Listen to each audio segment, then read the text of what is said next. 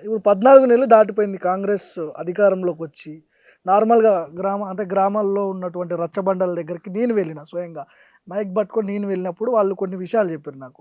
గతంలో టైంకి రైతు బంధు పడేది. ఇప్పుడు కాంగ్రెస్ వచ్చిన తర్వాత కొంత లేట్ అయినా కూడా రైతు భరోసా ఏస్తున్నారు. పెద్దగా తేడా ఏం కనిపించట్లేదని మాట్లాడుతున్నారు. అంటే కేసీఆర్ చేసిన ఇచ్చినటువంటి హామీలు కావచ్చు, ఆయన ఇచ్చినటువంటివి రేవంత్ రెడ్డి కంటిన్యూ చేస్తున్నాడు కదా ఇక్కడ. ఇక్కడ ఎక్కడ చేస్తున్నావు? తీసేసిన దాఖలాలు ఎక్కడ 11,000 కోట్ల కనిపించట్లేదు. రూపాయల లోటు బడ్జెట్లో ఉంది. మన ఎకానమీ మొత్తం పడిపోయింది. రైతు బంధు అయినా, రైతు భరోసా అయినా, కళ్యాణ లక్ష్మి ఏది, తులం బంగారం ఏది, ఆడవాళ్ళకి ఇస్తున్న స్కూటీలు అయ్యి, 2,500 రూపాయలు మహిళలకు ఇస్తున్నాయి. ఫ్రీ బస్ వస్తుంది. ఏదైతే ఫ్రీ బస్సు ఏం చేసుకుంటాం? ఫ్రీ బస్సు ఇప్పుడు ప్రపంచ దేశాలతో పోటీ పడాలంటే ఫ్రీ బస్సులలో పోతే సరిపోదు మన సమాజం. ఎడ్యుకేషను, హెల్త్, ఆయన ఒక విజనరీ కాన్సెప్ట్ తోటి కేసీఆర్ గారు ఏదైతే 10 ఏళ్ళు ముందుకు తీసుకుపోయిండో దాన్ని మొత్తం బూడిదల పోసిన పన్నీరు చేసారు. రియల్ ఎస్టేట్ పడిపోయింది, మార్కెట్ పడిపోయింది, తెలంగాణ తలసరి ఆదాయం పడిపోయింది. ఇప్పుడు అంత గొప్పగా రచ్చబండలలో రైతు భరోసా వేస్తురని ఈ కాంగ్రెస్ పార్టీ వాళ్ళు అంత ప్రేమించేటైతే చెప్పులు పట్టుకుని ఎందుకు కొడుతురు? గ్రామ సభలల్లో ఎక్కడ 100% కూడా పర్ఫెక్ట్ గ్రామ సభలు ఎక్కడ జరగలే. ఈవెన్ సీతక్క లాంటి మంత్రులు కూడా పోతే కూడా జనాలు తిరగబడి కొట్టే పరిస్థితి వచ్చింది. వీళ్ళు ఇంకా ఇట్లనే చేస్తే మన ఆర్థికంగా బాగా దిగజారిపోయి రేపు జీతాలు ఇచ్చే పరిస్థితి లేకపోతే జింబాంబే, పాకిస్తాన్లో దాడులు జరుగుతాయి అధ్యక్షుల ఇళ్ల మీద. ఆ తరహా రోజులు రాబోతున్నాయి. లగచర్లలో రైతులను ఉసిగొల్పి అధికారులపై దాడి చేపించింది బీఆర్ఎస్ అని చెప్పి పెద్ద ఎత్తున విమర్శలు ఉన్నాయి. ఏం చెప్తారు? భూమి ఉన్నోడు బీఆర్ఎస్ అయితే కాంగ్రెస్ ఉంది. అన్నదమ్ములే సెంటు స్థలం కోసము పంచాయతీలు అయితే తలకాయలు పగలగొట్టుకునే సమాజం మంది. అట్లాంటిది 7 ఎకరాలు 8 ఎకరాలు ఉన్న వాళ్ళు బీఆర్ఎస్ పార్టీలో ఉన్నంత మాత్రాన మా భూమి పోతుందని చెప్పి ఉద్యమాలు చేస్తే అది అవును 100% బీఆర్ఎస్ అనుకుంటుంది.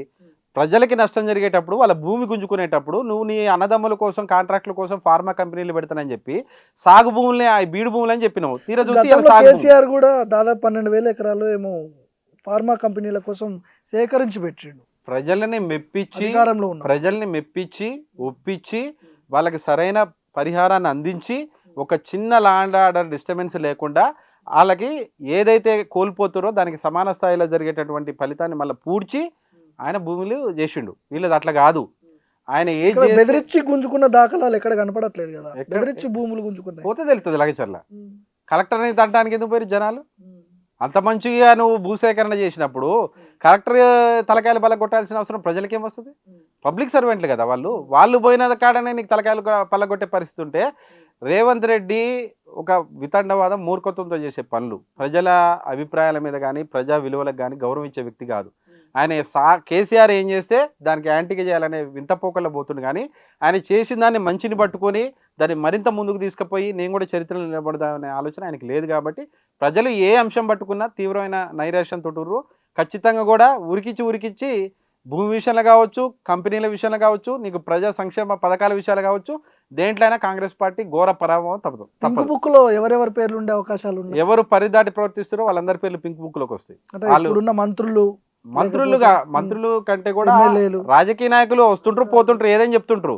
కానీ రాజకీయ నాయకులకు అతీతంగా ప్రజలకి సర్వెంట్లు ఉండాల్సింది, పబ్లిక్ సర్వెంట్లు ఉండాల్సింది, లా అండ్ ఆర్డర్ చూడాల్సింది పోలీసు కానీ ఆఫీసర్లు కానీ.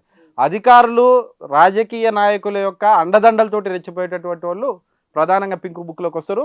ఈ రాజకీయాన్ని అడ్డం పెట్టుకొని చోటామోటా నాయకులు సంబంధం లేని కేసులలో మా పార్టీ నాయకులు పిలిస్తే వాళ్ళ పేరు కూడా వస్తాయి. గతంలో కూడా మీ పార్టీ అధికారంలో ఉన్నప్పుడు చాలా కేసులు పెట్టింది రేవంత్ రెడ్డిపై. మీ పార్టీయో లేకపోతే మీ పార్టీలోకి సంబంధించిన ఉన్నటువంటి వ్యక్తులు కావచ్చు. జన్వాడ ఫామ్ హౌస్ మీద డ్రోన్ ఎగరేసినందుకే జైల్లో పెట్టారు. సో దాన్ని ఎట్లా చూస్తారు? ఇప్పుడు మేము ఎప్పుడు కేసు పెట్టినా మంచోడి మీద పెట్టలేము. మేము దొంగ పని చేసి దొరికితేనే పెట్టినాము. రేవంత్ రెడ్డి అనే వ్యక్తికి మేమేమి 50 లక్షల మూటీ లేదు, మేము స్టీఫెన్స్ ఇల్లు దారి చూపించి లొకేషన్ పంపలేదు. ఆయనంతటా ఆయన 50 లక్షల రూపాయలతోటి చంద్రబాబుని ఇంప్రెస్ చేయడం కోసం ఓటుకు నోటు కేసులో ఆయనంతటా ఆయన పట్టపోయి వీడియో ఫుటేజ్లలో దొరికిన వ్యక్తి మీద కేసు పెట్టినాం. ఆయన మీద కేసు పెట్టాలన్న ఇంటెన్షన్ తోటి మేమేం క్రైమ్ చేపిలే. ఆయన క్రైమ్ చేసే క్రమంలో ఏ పార్టీలో ఉన్నా మా పార్టీలో ఉండి క్రైమ్ చేసిన వాళ్ళు కూడా కేసులు అయినటువంటి సందర్భాలు ఉన్నాయి. తప్పు చేస్తే కేసు పెట్టించింది కానీ అధికారాన్ని అంత విచక్షణ రహితంగా ఎవరి మీద మేము ప్రయోగించలే.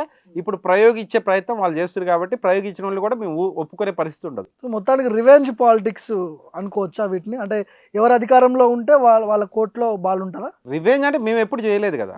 మేము ఎప్పుడు కాంగ్రెస్ పార్టీ వాళ్ళని చేస్తే ఇవాళ అసలు వాళ్ళు ఉండేటోళ్ళ 10 ఏళ్ళు కనుక కేసీఆర్ గారు అధికారాన్ని కరెక్ట్గా వాడుండే మాకు ఆ ఫ్రీడమ్ ఇచ్చుంటే ఉద్యమ నాయకత్వం ఉన్నటువంటి విద్యార్థి నాయకులు కానీ చాలామంది తెలంగాణ ఉద్యమంలో పాల్గొన్న వాళ్ళకి కనుక ఆ ఫ్రీడమ్ ఇచ్చి కేసీఆర్ గారు మమ్మల్ని అదుపు చేయకుండా ఉంటే ఇలా కాంగ్రెస్ పార్టీ అధికారంలోకి వచ్చే పరిస్థితి ఉండేదా?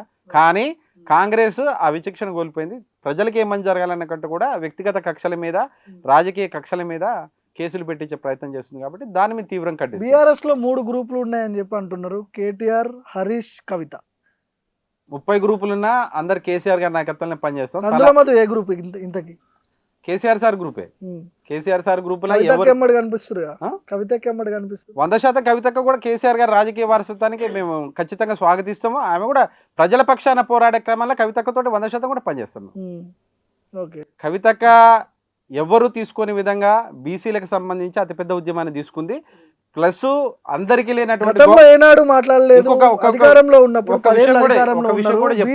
బీసీల గురించి మాట్లాడని కవిత అధికారం కోల్పోయిన తర్వాత బీసీల గుర్తు ఎందుకు వస్తుంది? 100% కవితక్క వెనక తిరిగేదంతా బీసీ నాయకులే. ఇలా కొత్తగా పుట్టుకొచ్చిన వాళ్ళు కాదు, వాళ్ళు 10 ఏళ్ల నుంచి ఉరుగానే మీ మీడియా పరంగా స్టేట్మెంట్ల పరంగా ఎప్పుడు బీసీ వాదని మేము బయటకు చెప్పలే. మీరు బాగా గమనిస్తే కేసీఆర్ గారి తర్వాత ఆ స్థాయి ఆలోచన చేసే విధానంలో ఎక్కువ శాతం కవితక్కకి మాస్ ఫాలోయింగ్ ఉంటుంది. ప్రధానంగా బలహీన వర్గాలకు సంబంధించి యాదవ్, గౌడ, ముదిరాజు ఈ కులాలకు సంబంధించిన నాయకత్వానికి ఎప్పుడు ఏ ఆపద వచ్చినా ఆమె అండగుండేది. కాకపోతే ఇవాళ మీరేం చేశారంటే గ్రూపుల వారీగా డివైడ్ చేసి కవితక్కని ఒక సపరేట్ జోన్లో చూపిస్తారు కాబట్టి ఎప్పుడు మాట్లాడిన కవితక్క ఇప్పుడు మాట్లాడుతుందని మీకు అనిపిస్తుంది. కానీ కవితక్క కట్టర్ బీసీ. ఇంకొక మాట కూడా చెప్పాలి, ఎవ్వరు తెలంగాణ ఉద్యమకారులు ఆపద వస్తే ప్రధానంగా ఎవరికి తలుపు తడతారంటే కవితక్క దగ్గరికి పోతారు. ఆ విషయం చాలా మంది తెలిసి ఉండొచ్చు. మిగిలిన నాయకుల కంటే కూడా ఉద్యమ నేపథ్యం ఉన్న వాళ్ళని అక్కడికి చేర్చుకోవటంలో కవితక్క చాలా పెద్ద మనసుతో. కేసీఆర్ తర్వాత కవితదేనా సెకండ్ ప్లేస్ రాబోయే రోజులు? సార్ నేను చెప్పడం కాదు, రాజకీయంగా సారే ఒక మాట అన్నాడు, సమర్థత అనేది రాజకీయ వారసురాలు, సమర్థత అనేది వాళ్ళు తీసుకోవడం, అదే సమర్థత అనేది వాళ్ళు తీసుకోవడంలో ఉంటది. 100% ముఖ్యమంత్రిగా కాటానికి ఉన్నటువంటి లక్షణాలన్నీ కవితక్క కూడా ఉన్నాయి, రామన్నకు ఉంటాయి, కవితక్కకుంటే ఎవరికి ఉంటుంది. కానీ నిర్ణయించాల్సింది ప్రజలు. కేసీఆర్ గారు తీసుకొచ్చి ఒకళ్ళని ముందర పెట్టి రాజకీయ వారసుడని అననని చెప్పి ఎప్పుడో చెప్పారు. ఆ సమర్థత ప్రజల దగ్గర నిరూపించుకోవాల్సినటువంటి బాధ్యత అది ఎవరైతే నాయకత్వం ఉంటుందో వాళ్ళ చేతులు ఉంటుంది. కాబట్టి మేము దీన్ని ఖచ్చితంగా స్వాగతిస్తాం. గతంలో రేవంత్ రెడ్డి కూడా ఉన్నాడు, జైలుకు పోయి వచ్చింది కవిత కాబట్టి ఛాన్స్ వస్తే కవితకే రావచ్చేమో మేబీ అని చెప్పి అన్నాడు. అందులో జైలుకు పోయి వచ్చిన వాళ్ళందరూ సీఎంలు అవుతారని ఎట్లా నమ్ముతున్నారు? రాహుల్ గాంధీని కూడా జైలుకు పంపించి ప్రధానమంత్రి చేస్తే అయిపోదా? అంత మోతుబరి తెలివి నాయన. రాహుల్ గాంధీని కూడా ఇప్పుడు ప్రధానమంత్రి కావట్లేదు కదా, ఒకసారి తిహార్ జైలుకి పంపిస్తే రాహుల్ గాంధీ కూడా అవుతాడో కాదో చూస్తే తెలిసిపోతుంది. మేమేమంటున్నామంటే ప్రజాపక్షాన జైలుకు పోతే అది గౌరవం ఉంటుంది. నీకేదో కుక్క పొక్క దొరికినట్టు నువ్వు ఓటుకు నోటు కేసులో పోయి నువ్వు దానివల్ల నీ ముఖ్యమంత్రి అయిననుకుంటే నీ భ్రమది.